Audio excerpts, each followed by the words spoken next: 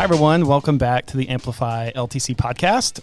Again, you see Mark this time. Sorry for the little bit of the gaps in posting some of this content. We've just had our own user conferences, and then obviously everyone knows the summer is packed with trade shows. So today we're with Benson, the director of the Central Fill Pharmacy and LTC Pharmacy for Lewis Family Drug. Really cool, unique perspective on this large retail footprint they manage for their LTC at home patients and facilities, where they had this hub and spoke kind of hybrid model. And then also for this, that's their central fill element. And then also her perspective on the straight up LTC business that she also manages as well. She was cool. She was engaging. She has this fire vaccine coordinator that no one can take. We talk about that a little bit in there, but we'll take you there now. All right. Thanks. Benson, thank you for being on. Appreciate you giving us the time today. We'll spend about 30 minutes or so kind of talking about your LTC model there at Lewis as well. But let's start with a little bit of just kind of who you are, what you're doing inside the Lewis organization and kind of the pharmacy and how you guys service the patients you have, a little bit of the model, but let's just level set from that perspective. Absolutely. Yes. Thanks for having me. So yes, Benson, Director of Long-Term Care for Lewis Drug. Lewis Drug operates in a tri-state area, that being South Dakota, Minnesota, and Iowa. My focus is obviously long-term care. So it's just managing those combination shops that about 70% of our locations have, and making sure that everyone's operating the exact same way, so we can be as efficient as possible. Our model is pretty unique, and so the location that I primarily service is a central fill location.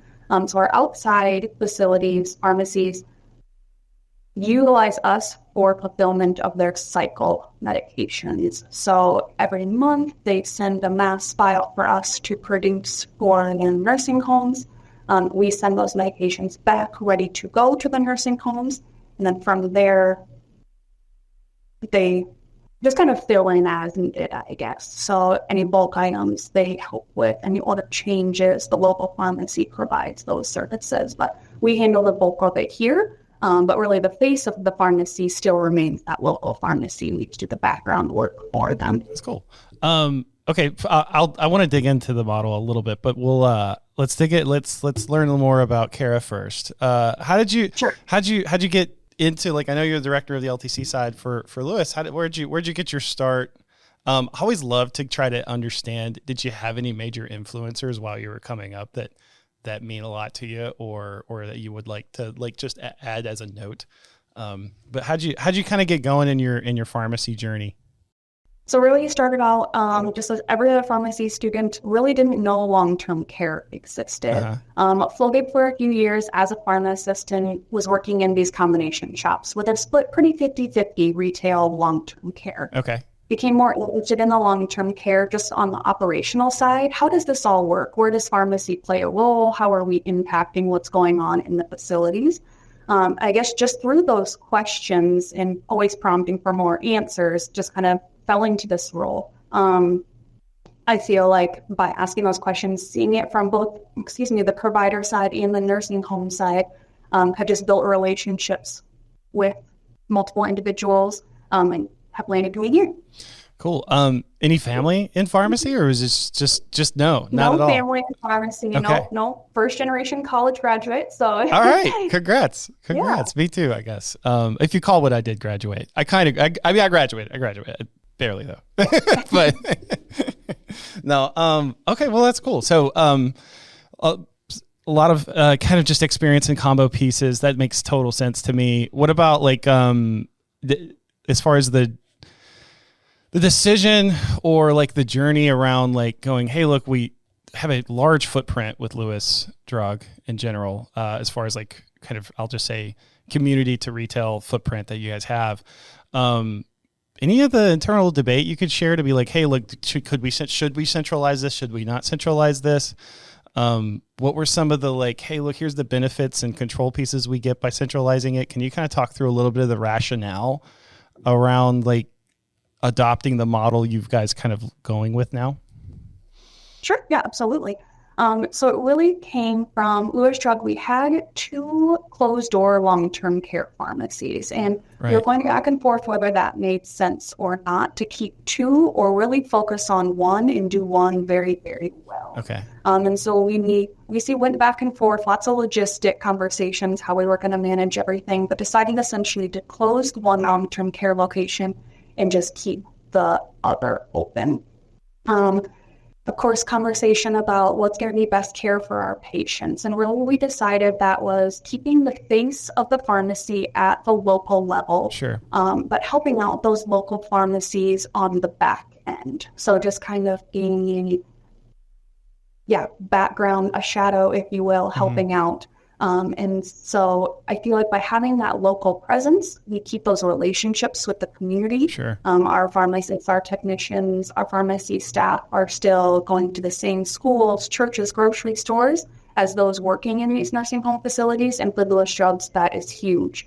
We love that we can have an impact in our community, and we don't ever want to change that. We don't ever want to feel like a nursing home is just another number to a population.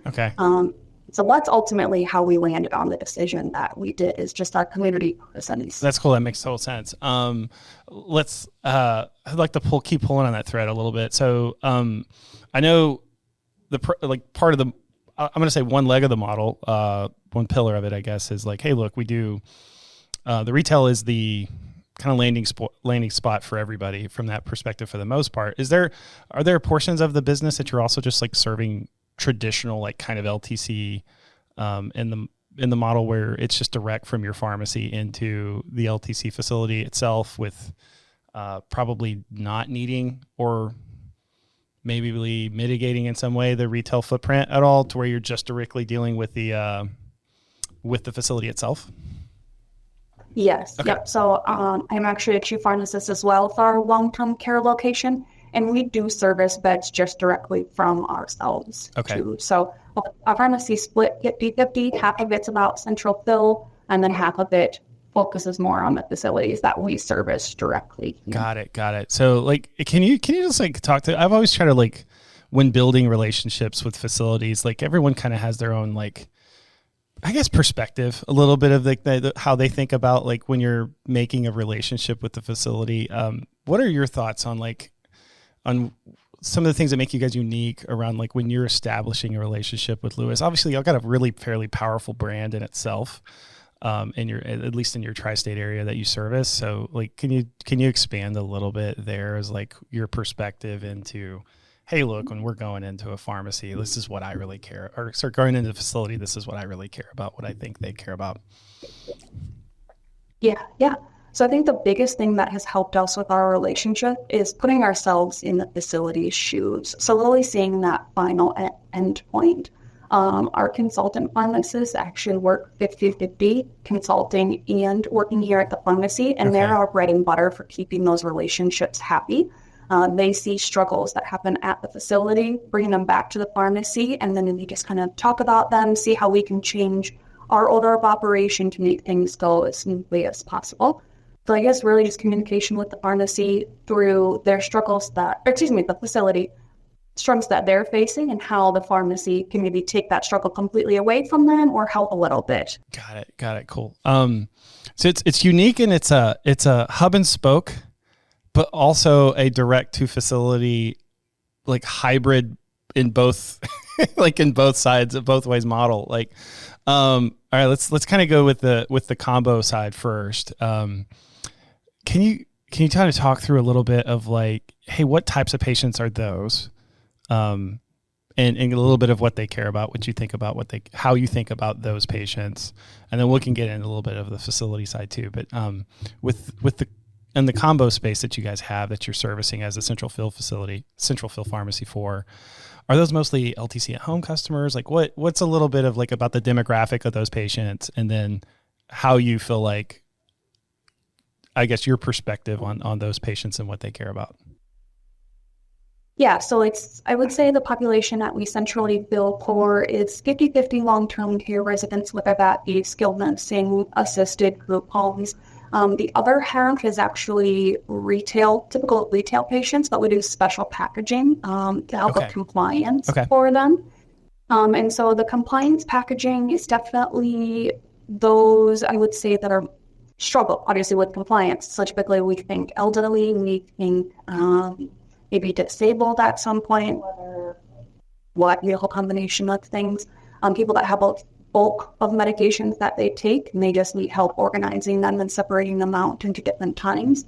So I think that compliance is huge for those people, and just the ease of taking medications is important to them. They understand that their medications are essential. As far as our long-term care patients go, that one gets a little trickier. Yeah, I would say that they probably focus, our communications with the long-term care residents are mostly financially based. So just wondering if there's, any cost savings for medications, or which medications can be combined to save on costs. But those would be your stereotypical nursing home residents. Sure, probably some caregiver conversations in there too, right? Like around, like that's the compliance packaging probably helps with a lot with like the organization, taking the, I was just talking to my mom literally 3 days ago. I don't think my mom listens to this, so I can say it. But she takes care of my grandma a lot, and they literally spend, I don't know, every week putting everything in an organizer, things like that. And even then, there's times where it just things happen, right? You take stuff you weren't supposed to take, or more than what you're supposed to take, and things like that with that piece of it. So it's a huge benefit. And I told her, and I know the pharmacy she goes to, I was like, hey, look, they do this already. It's like, just go, like, if you just go ask for it, they may not know you need it. She just got a few new medications, so that's kind of part of it. But I think part of that, to me, the other element that some folks don't think about sometimes, well, some don't, is that caregiver element to it, that also the peace of mind. They can be like, hey, look, let me take the burden off of this. And all you got to do is just give them this pouch, or just tear this thing off the card, and you're good. So I can see how that makes a huge impact inside both segments of what you're doing, and kind of your responsibilities for filling in that space. Is it strip packaging you guys are mostly adopting, or is it a little bit of each? The strip packaging. And that actually brings up a good point. One of the things that we realized at the nursing homes is there was a lot of time using their stock medications, and that was becoming cumbersome for the nursing home staff. So we started packaging all of their quote unquote stock medications for them, and that's helped us with MedPass. They just think it's a lot easier. They don't have to go to a different segment of their med cart and grab that bottle and make sure they have the right one. So our packaging really is impacting most caregivers at home, and then on the long-term care space as well. Okay. So you guys even say, hey, let me help you with your stock meds that you're pulling off the cart. Yeah. That's a recent change, but providers love it because they know exactly what medications the patients are getting. Sometimes it can get tricky in those long-term care facilities when there's 2 Tylenol strengths right next to each other, and who's going to make sure that the correct Tylenol bottle was grabbed for this resident, if it was grabbed at all. So right. And if you're just grabbing something out of the bottle, like, a nice thing about pouching it is, like, it says on the pouch too, like, hey, this is what this is. Like, there's it's like, perfect. A small thing that probably didn't cost you guys a lot to do, to like just improve the relationship, improve safety for the patient too. It's just a huge win, like just win-win all around. Cool. Okay. So let's talk about workflow a little bit and what that's like with the combo side, if we can. Tell me a little bit about your workflow from that perspective in there. I know it's probably unique in itself, just managing as many, I'll just say a 50-ish store footprint. I don't know how many all of them, if all of them participate with your pharmacy or not. I imagine most of them do. What does workflow kind of look like? Do you guys have to stage that workflow? Do you guys go, hey, look, these routes on these days, kind of similar to like LTC in general, but what's that? How'd you kind of organize the work a little bit? Yeah, everything is very scheduled. Just because of workload. Yes. So we actually operate on 28-day cycles rather than the stereotypical month-to-month cycle that a lot of nursing homes use. That 28-day cycle really allows us to stay on a week-by-week schedule. Yeah, that really helps a lot. Outside pharmacies send us a file to fill, essentially. We get it filled, we ship it out back to the pharmacy preps it, ready to go to the nursing home. So here at the pharmacy, we just are making sure that we're receiving those files on the designated day, making sure we're working on them, getting them out the door in a timely fashion so they can get to the pharmacy in time. They can do any additional prep work if needed, and then get them to the facility for check-in before the exchange happens. Yeah, I was going to say, so they're kind of still the final mile of delivery too at times for the facilities, right? At the retail point, they're still kind of that final mile to delivery, right? Yes, yep. So we've really worked hard to make them the only face of a pharmacy that the facility recognizes. So if facilities still have issues, they call the local pharmacy. Everything we want to come from the local pharmacy to maintain that relationship. We're really just helping that local pharmacy on the back end with their fulfillment. Leveraging that. Yeah. I imagine the delivery, there's kind of two probably really important people for the facility then in the facility's eyes. I imagine the pharmacists they're used to working with, one, like you said, some of the consultant pharmacists too. But three, I imagine the delivery driver's a little more than just a regular delivery driver to them as well. Like, yes. Yeah, it's a super important role. We just had somebody on that was talking about like sometimes like it's all the delivery. At times with some of those folks, they're just like, that's great. You're the owner. Get out of the way. Let me talk to my delivery driver. So it's just, it's such a, it could be looked over as kind of like, I just need someone who's going to deliver meds. Well, it's also the face of the company for them sometimes too. So, that makes total sense. So, I guess going back into the LTC side, so pure play LTC for the ones at your pharmacy service from that perspective. Obviously, we're all pretty aware of how those run on in this audience base for sure. I guess from there a little bit, you're managing a kind of a hub and spoke system on one side of the house, and then a direct from your pharmacy out to the facilities you serve directly. Workflow challenges there a little bit or not? Like just you're in a different instance of the systems you're in for the most part. All the machines kind of still talk to the same thing. So I feel like that's kind of like checked on. But give me a little bit of the operational workflow difference between like flipping out of your combo shop mentality into like, okay, cool. Now these are our facility customers that we got to go work on. Yep. So it's definitely a balancing act trying to manage the hub and spoke of our own facilities as well. Most of the times our staff is split 50-50. You're focused on the central fulfillment aspects today. You're focused on our own facilities for the day. Okay. But of course, that's a perfect world, right? Yeah, and so lots of time we have to adjust on the fly. Thankfully, we're all under one roof. We have no separating partitions or walls, so our workload is very transparent. If our facility side is getting lots of bad meds that day or having just a day, we've all been there. Yeah. Everyone watching this one we can all flip over and help out where needed. So our primary focus is our facilities that we service independently, because we realize that stuff is more time sensitive, and then we can always help out on the central fulfillment when needed. That's a little more scheduled, so there's a little bit more flexibility within that. We don't time crunch ourselves. So I guess that's kind of how we balance. But of course, Sure. it's a game, and it varies hour by hour. Sometimes you have to flip back and forth throughout the day, but it all gets done. Everybody leaves with the work done. I get that. That's cool. I guess from what you're seeing out in the world, from like what's important from the facilities, anything I've been trying to glean a little bit of like, is there anything new popping up from facilities perspective? Like, hey, are they asking more of you in certain ways? Or just asking, do you do these things too? And things like that. I've been hearing more folks layering on services and vaccine services and things like that with some of their facilities and their, that they're partnering with. But like, is there anything that you're seeing kind of coming up over the last few months or this year or last 12 months or whatever to go, hey, look, this is what they're kind of asking us or what we're leaning into with them too? One of the biggest focuses that we are trying to immerse ourselves in right now is the integration between the eMAR systems and our pharmacy software.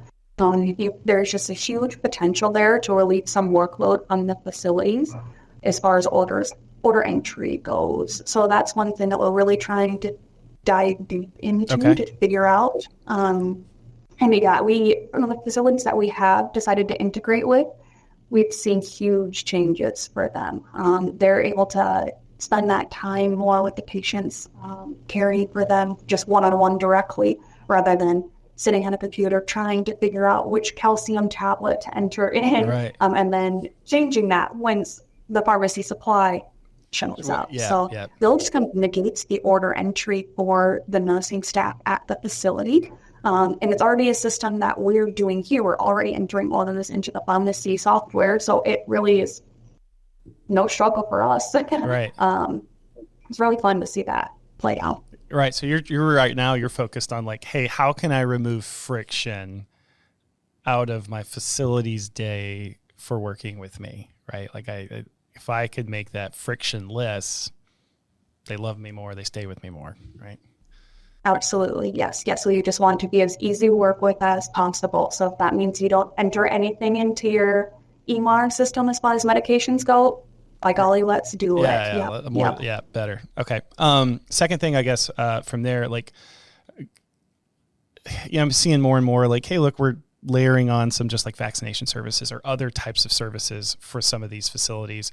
I imagine you probably share in that workload with the ones you, or tell me, maybe you don't, but at least at the retail footprint that you guys have, I imagine that would be where some of that work lies. And then for the ones that you serve directly, or maybe you augment, I don't know, with some of the facilities you work, are you seeing some of your facilities go, hey, look, man, can we mass vaccination season coming again? So that's why I'm asking from that perspective.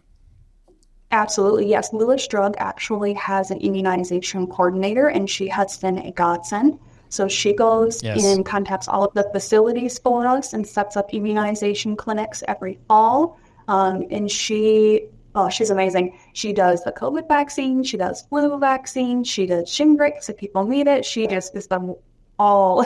She just covers all of the vaccines. And then she also does clinics at the retail locations as well. So she's in charge of setting all those up, making sure they're staffed so it doesn't hurt the pharmacy when mass amounts of people come in to get immunized. She takes care of all the billing for us as well. Oh, man. So she... What is her name? We need to give her a shout out on this. Everyone needs one of her, for sure.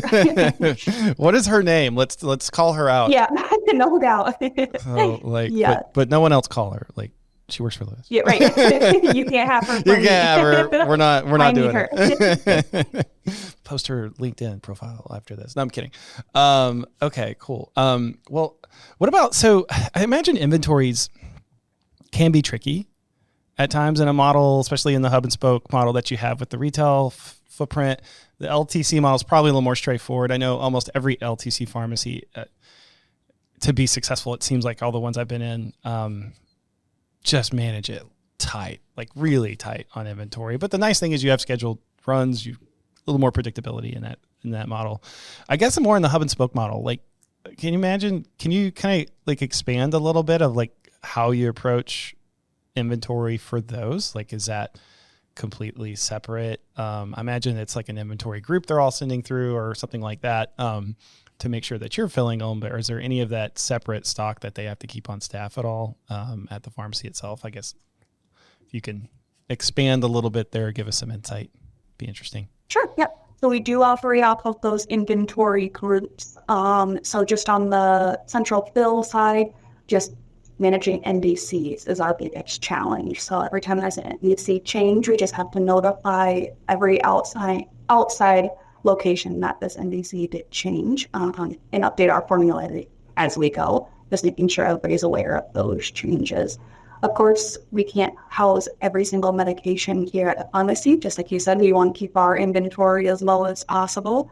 So there are some circumstances where the individual pharmacy is responsible for filling that medication for that patient, and it's not filled here at the central fill site. So of course, most of the prescription drugs, and we have no problem keeping on hand. There's probably residents at other locations that utilize the same thing. This gets to be some of those nuancy over-the-counter items that we don't stock here. And I imagine your retail footprints probably handle all your acute stuff that you have to run out to the facilities or something like that as well. for the most part. So like the nice thing is you kind of already have your built-in, like almost every LTC pharmacy I know has some type of retail network that they can like do first doses for, or things like that, especially if someone comes in like late or whatever, or something like that, they can like, oh, go to this 24-hour one or whatever, and we can get it started there, and then we'll take over from there. But the nice thing is you kind of already have that built in with the network of pharmacies that you have. So there's some like really cool relationships and advantages you guys get to tap into, along with this fantastic resource that coordinates all of your vaccine clinics and all of that. So that's cool. That's good. Well, I think from there, that's like kind of like, I think we're like, I'm already kind of like getting the clock watching here. But before we like, all right, let's step out of the pharmacy a little bit and just kind of think through like, what are you looking at? What are you worried about going in, or not worried? What are you looking at? It could be worried, but also just like, hey, look, we're going to focus on this over the next like 6 months or something like that. I know you already kind of talked about eMAR integrations. Is there anything else outside of that you're looking at to go? Yeah, but they're keeping an eye on this. I know everyone's got reimbursement pressures. That's the thing everybody's kind of talked about. Like I get that piece of it, legislative efforts, but what is it kind of like you're thinking about strategically spending your time on, or even your peer group that helps you with this pharmacy, either from an advocacy perspective or legislative perspective, focused on over the next, I guess, I'd say 12 months. I don't know if you saw the FTC kind of bombshell with PBMs that just got released. I'm still reading through it and deciphering it myself, but is there anything you're focused on like strategically and for your pharmacy to help either operationally, P&L wise, you name it? I think one of the things that we've been focused on is capitalizing on our unique relationship with the retail side, and creating like transitions of care programs to keep people at home. I think one of the biggest things that we are seeing is that nursing homes are just becoming full, or there's not staff to fulfill all those homes. So just trying to keep people at home, and we're hoping to create a transition of care program with our unique model of having both long-term care services and retail services to keep people at home. And they're not exactly building more facilities either, right? They're not just they're throwing up apartment buildings around here like crazy, but they're not throwing up beds at all for someone to use to get out of the hospital to either rehab through or from a long-term perspective either. So that makes total sense. You're probably super uniquely positioned with that, with kind of the care model that you have there with consultant pharmacists. You can layer on these basically like LTC level services along with this nice retail footprint of like touch points, and maybe even like a pay differential with payers as well, to be like, look, I can uniquely deliver this. Pay me more. So like, yes. Cool. Well, that's cool. It's cool to think about. I make everybody do a prescribable section before they get out of here. I think I told you about it, and if I didn't, I'm sorry. But it's basically what are you reading, watching, listening to, or into? Somebody brought pickleball up a couple of podcasts ago I was on, but also like it could be work related too. What are you reading, watching, listening to, or into that you think an audience member watching this, listening to this might care about? I know, no pressure. No pressure. It's okay. I'll go first. Okay, you go first. Give me an idea. I got two. I have been, and this is going to be a fun one. Right now I'm watching, I'm the guy like in the background when my wife's watching something. I'm like, no, I'm not watching it, but I'm watching it. She's watching Killing Eve right now, and I'm super into that. So it's a good show. It's kind of a weird government MI6 serial killer vibe to it, but it's cool. It's fun. That's the fun one I'm into. I'm going to pour into what I'm going to suggest everybody pour into is the FTC document, that kind of like I think they called it an interim findings or something like that. But anyway, it's posted. I'm going to dig into that. We should post that in the show notes. Kevin's my right hand over here, or left hand technically. We'll post that. So that gave you a little bit of time. Yes. So one thing that I've been focused on and just mentally ruminating about is Jocko's theory about how everything that happens in your life is your fault. And so just really thinking about that and taking it in Such a good, and just seeing how, yes, you're not wrong. Once you start thinking about it, just finding the faults in everything. Yes. That's another good book. We probably should put that in the show. So Extreme Ownership, I think, is one of his other books. Like, is that the book that comes from? I can't remember. I've made everybody read it. My wife gave it to me, actually, to show me everything is my fault, I think. I'm kidding, Marcia. I'm kidding. But no. It's good. It's such a good book. I love that book. So, all right, cool. Well, good deal. Well, that's kind of, I think we wrapped on time. So my staff doesn't hate me today. Well, I appreciate you being on. Appreciate you taking the time, walking us through the uniqueness of the model, what you're looking at, what you're caring about with your facilities. I appreciate it. And we'll post everything with the link to the book that you just threw out there, and then we will hide the identity of your vaccine coordinator so that no one else can poach or steal. So, all right. Thank you for the time, and we'll see everybody down the road. See you. All right. Thank you. Bye. Thanks for being with us today, everybody. This is our pharmacy podcast for long-term care. You can find us on YouTube, Spotify, or Apple Podcasts. Please subscribe and continue to listen for great conversations around long-term care and how to elevate your pharmacy.